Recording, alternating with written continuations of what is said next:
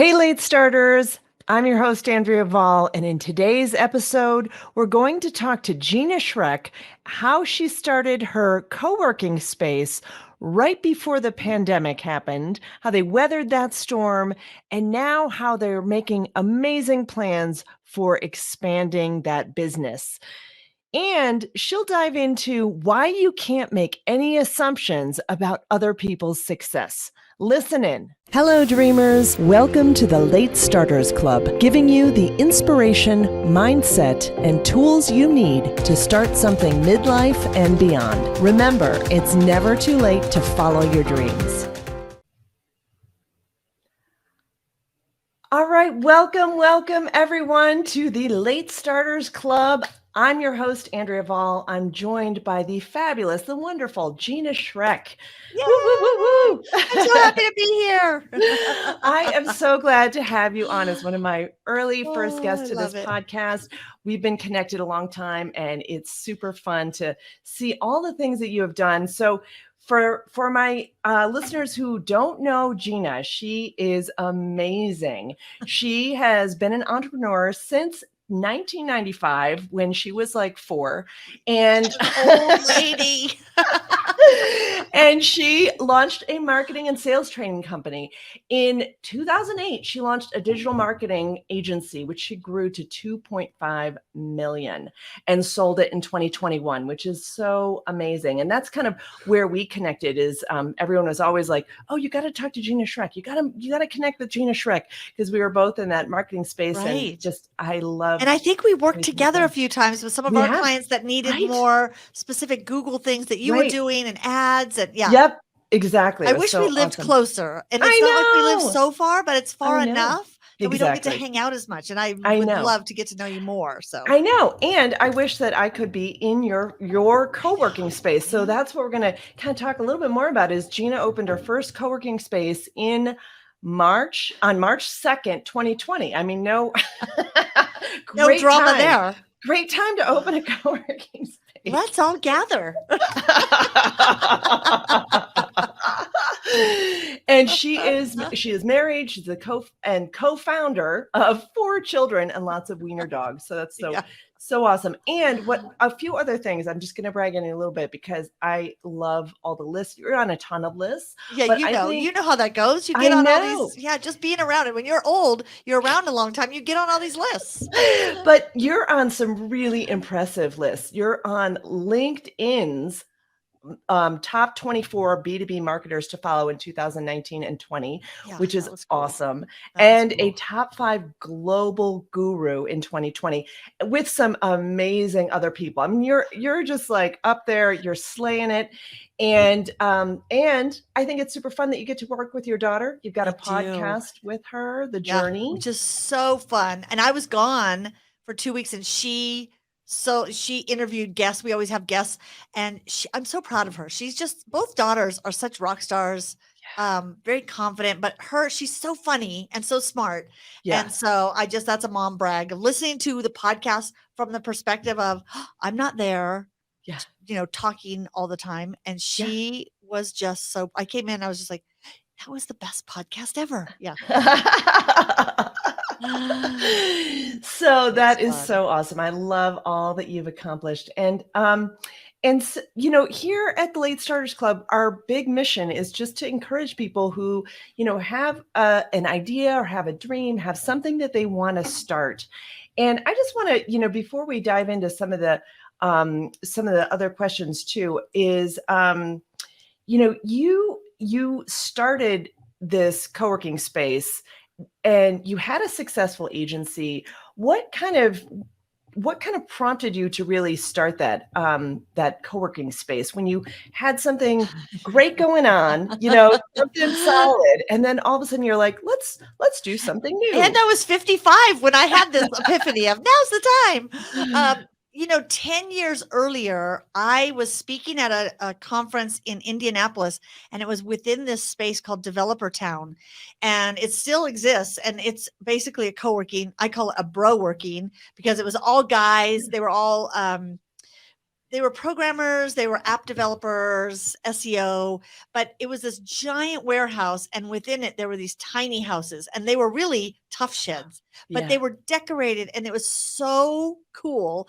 And they were riding their bikes down the little streets and I left there. My brain was just on fire going, oh my gosh, I need to open one of these when I get back to Yeah. Denver. Yeah. And you get back and you're like, oh, this is what I'm going to do. My husband was like, you're going to buy a warehouse? And I said, I'm going to. I'm not sure when or where, but I'm going to. And I put that on the back burner. And I think that's a lesson to myself is I wish I would have not kept it on the back burner so long. But I kept it on the back burner because I was busy and our business was doing so well. And it was just in the prime time of social marketing. And I just kept thinking about it. And I, to be honest, the digital marketing space, I just had been in it too long. So, I joke that social media years are longer. They are very long. They're longer than dog years. I think they're like 12 years for every year. And so I was like 187. And so I just thought, I can't be doing this much longer.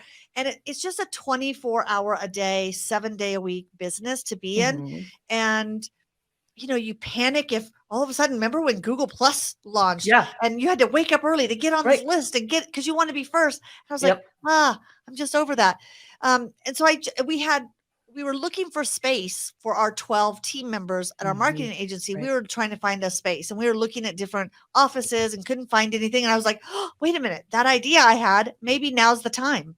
And that's what prompted the whole thing of looking into co-working. And because I found a building and thought, oh, maybe we have this space and then we rent out all the other offices. And I wanted them to be little houses.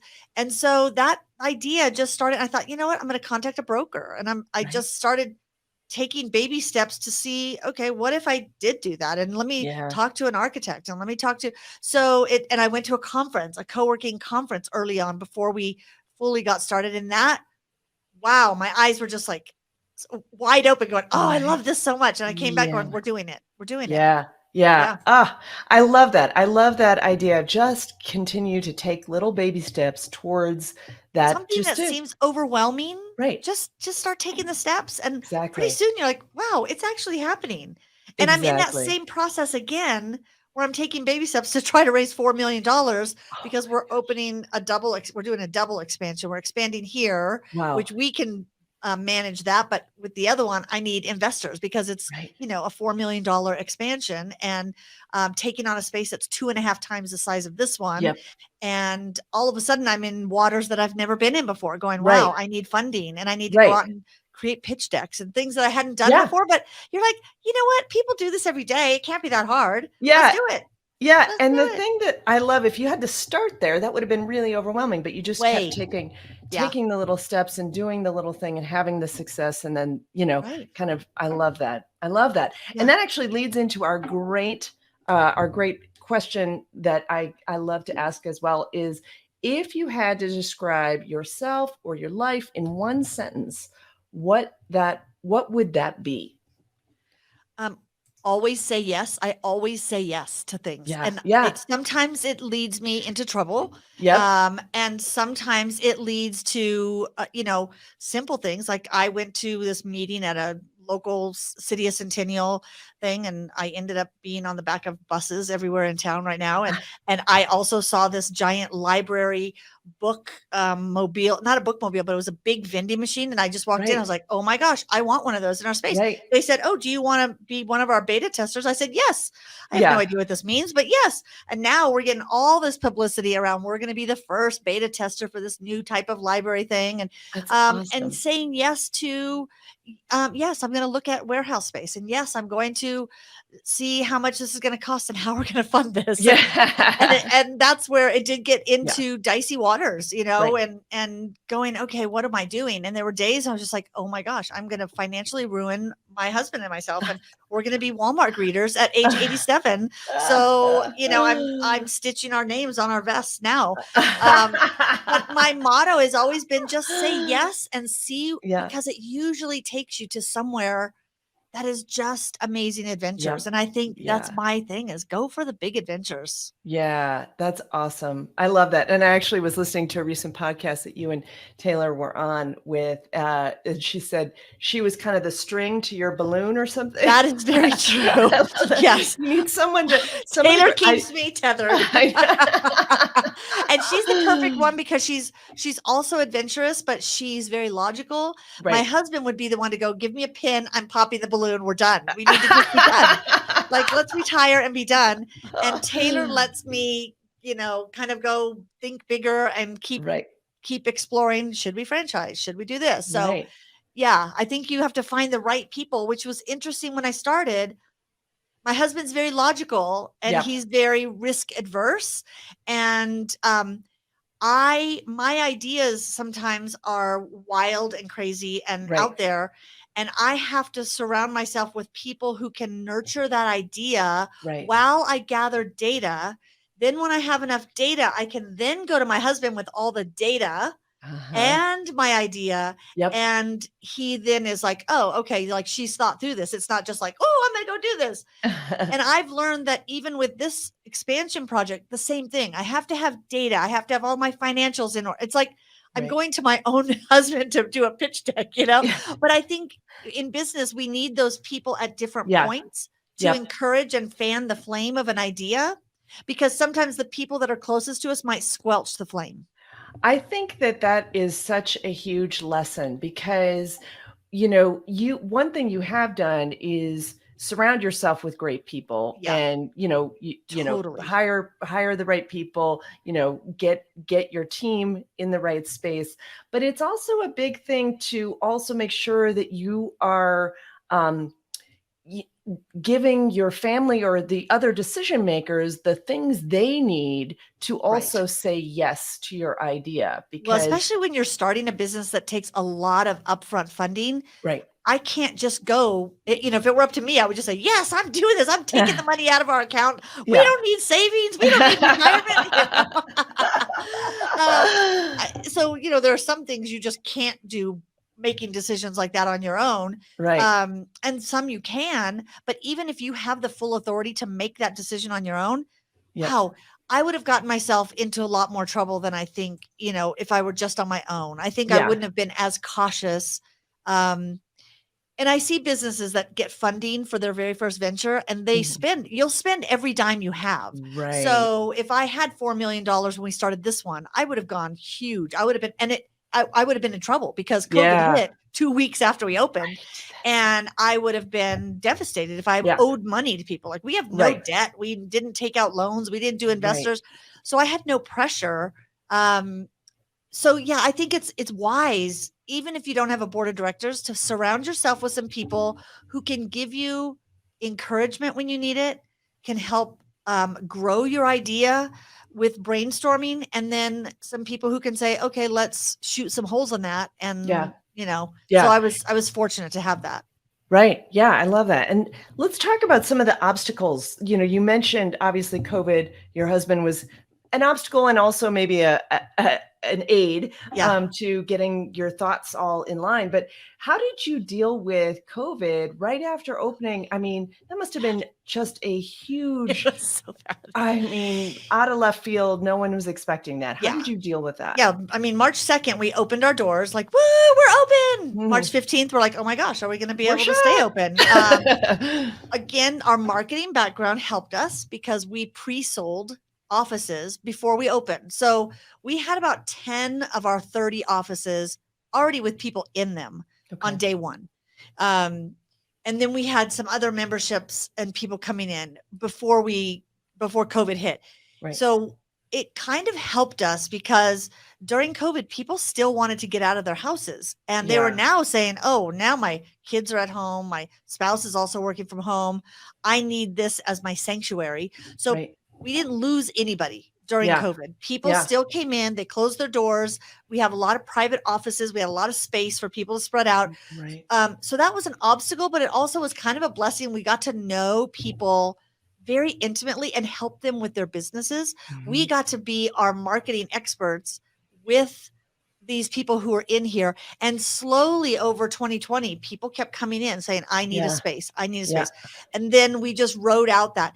But earlier, the whole thing with my husband, it's not that he was I mean, he was an obstacle to my big dream Yeah. Sure. because of his logic. And, Mhm. again, when you're in your 50s and 60s, you don't have the luxury of saying, okay, if we totally tank this, we don't have the time to rebuild wealth, Right. is what he kept saying more than one Right. time. But Right. he also is the most supportive person and always has been. And he kept saying, I'm behind you. I'm supporting this. I'm okay with this. But then he would say, and this was before COVID, he would say to me, I want you to know I'm not sleeping well at night. I'm having a hard time. I'm having heart palpitations. Basically, he's saying, you're going to give me a heart attack. You're killing me.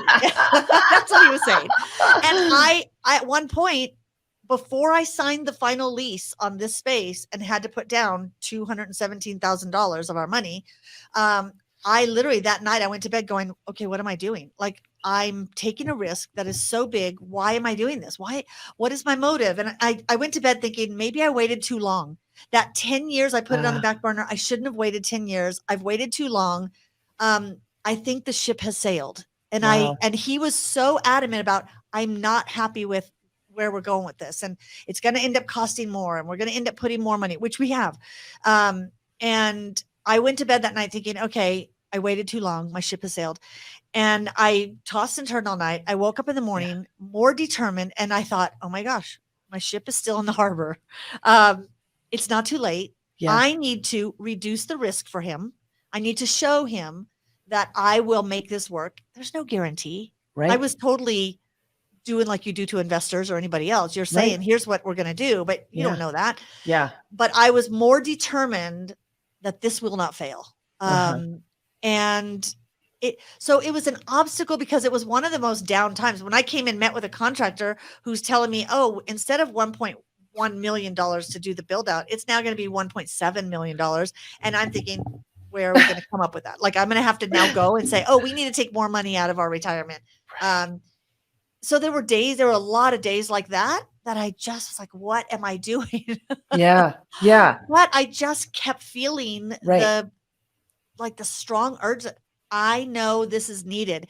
And I was talking to people. We were doing events already before we started doing the build out to start building the community. And I kept hearing from people, especially women, we need this. We need a community. We need a Yeah. place where we belong and you're Right. encouraging each other. And so I just kept feeling I needed to do it. Yeah. It was Yeah. scary. I love that. And that's just so great to really just tune into all of those things that the universe keeps telling you. Right. And really the big thing I think is it's never too late, right? It's never, Never but too that's a late. common feeling is that it's Never too too late. late. It's And too I late. just kept feeling that. It's like, gosh, Yeah. I would wake up and say, I feel like I'm just getting started at Yeah. 55 and now I'm 59. I'm just getting started. Even now I feel like, wow, in the next 10 years, this is going to explode. Like, we're already talking Yeah. to people about different, I feel like we're just getting started. That's awesome. So That's awesome. So what, kind of talking about like the obstacles and the kind of overwhelm that you felt, like how do you deal with that? How does that and how are you maybe better equipped to deal with that now later in life versus like 20s and 30s and things like that? What that's kinds of true. things do you Definitely do? more equipped now that I'm older because you've realized, wow, I've done a lot of hard things in my life. I mean, Mhm. I've had a lot of hard things.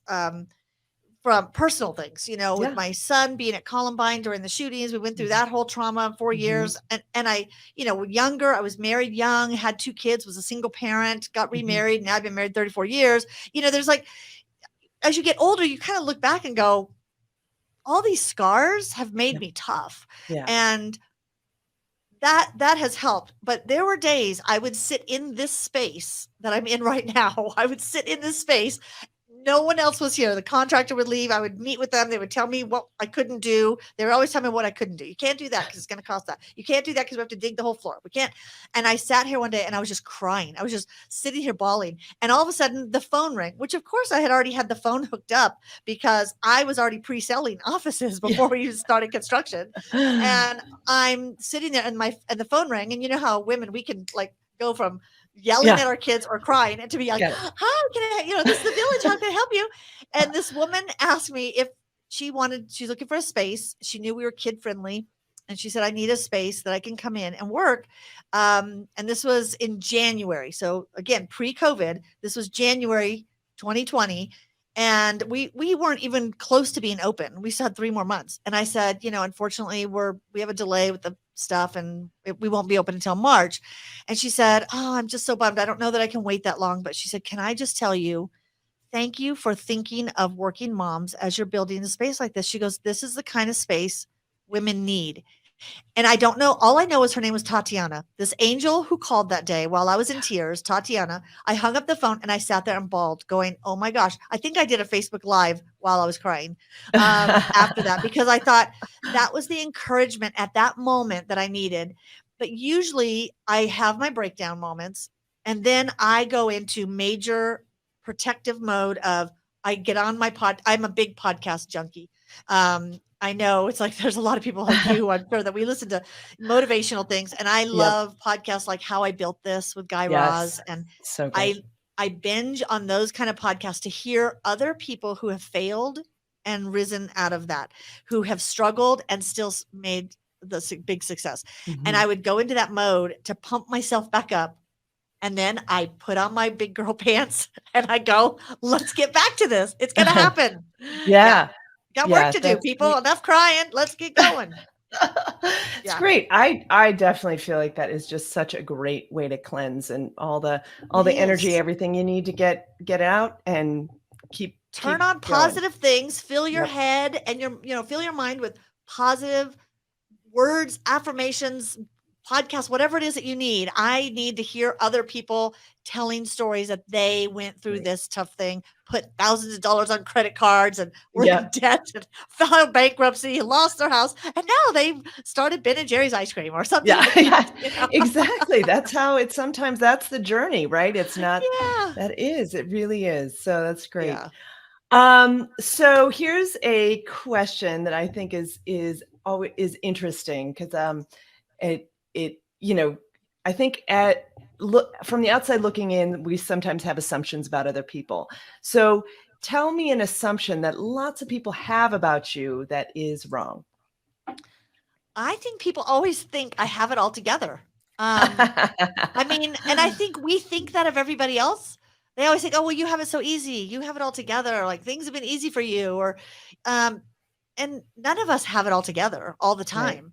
Right. We're a big fat mess. And then there's times that we put on our big girl panties and we've got it all together. And I think people assume that I've just had it easy. And they say that to me. And I work with a lot of women's groups and things that are, I work in the Denver Women's Prison, for example, for the last 3 years. I go in and work and do some work in there every couple of weeks. And their first assumption is, well, it's easy for you to say, because, you're this white woman who has had this life of privilege, which I have.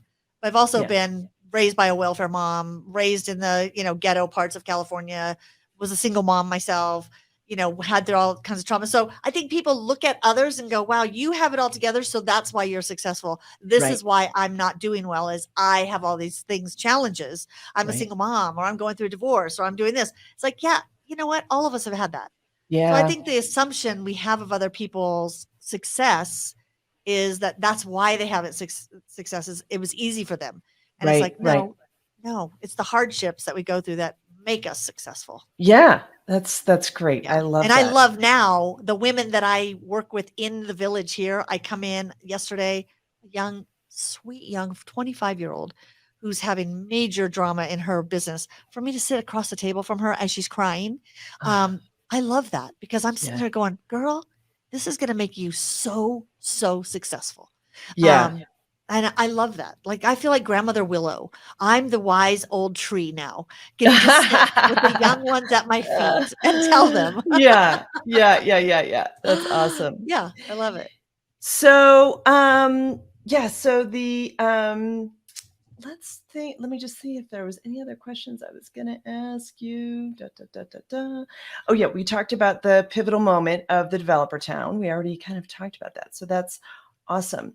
So let me get your favorite quote from that inspires you, that kind of brings things all together for you.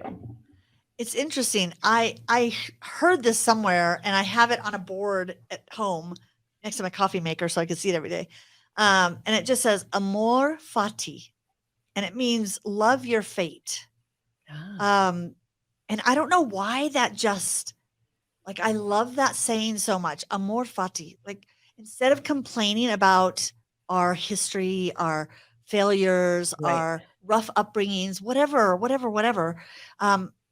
love your fate, because that built you to be perfectly equipped to take you to, it's prepared you for such a time as this. As, as the Bible would say, for such a time as this, you have been prepared. Right. And I love that. And I do feel that. I feel like, wow, everything I've done, every job I've had, from my first job at Walgreens to, working as a cocktail waitress and a waitress in restaurants to owning a marketing agency, every one of those have prepared me for such a time as this. And so, yeah, I think that quote to me inspires me not to look at things that happen as a negative, but to say that's preparing me for that next step. And there's lots more steps. Yeah. And that is such a great attitude as well. It's not regretting anything. It's not, it's not saying, why did that happen? It's, even the hardships have prepared you for where you are now. And I just love and you are opening up a new space coming up, right? You were, we're opening one in Lakewood. That's going to be 28,000 square feet. So it's going to be giant, in Lakewood at Belmar, which is, if people are from Colorado. Yeah. And then here on our space, we're at 11,000 square feet that we have here. We're opening an additional 10,000 square feet here, building that out to add on wellness. So we're going to have physicians and, a physical therapy and acupuncturists and massage therapists in our wellness centers. Wow. That is so great. That sounds great. Just do a little work, get a massage, do a little more work. It's all selfish. I'm doing it purely out of selfish motives of going, I want to go and have a massage. That's why we have 2 nap rooms. I know. Yeah. Right. Yeah. It's all awesome. selfish. That's great. That's great. So tell us where people can learn more about you, how they can connect to you, how can they I used learn to more? say, follow me on every social media channel. Now I've kind of scaled. I'm on LinkedIn, Gina Schreck. And I tell people, listen to our podcast, The Journey with Gina and Taylor. And I've had that podcast for a long time, I think 5 years, but it used to all be marketing focused and for business. And now we still do marketing and business news, but then we incorporate fun elements for entrepreneurs, and we feature people in our community and around. So The Journey with Gina and Taylor. Awesome. That is so great. And for anyone watching live, you'll see all the links here, wherever they all are, somewhere in the post, so we can get this all connected. But Gina, thank you so much for your inspiration, your wisdom around this, and for helping other people follow their dreams. So it's not too late. Never too late. Get started, people. All right. Thanks, everyone. Hope that was helpful, and make sure you grab the free guide, Top Tools for Late Starters, on the website at latestartersclub.com. And let's turn dreaming into doing.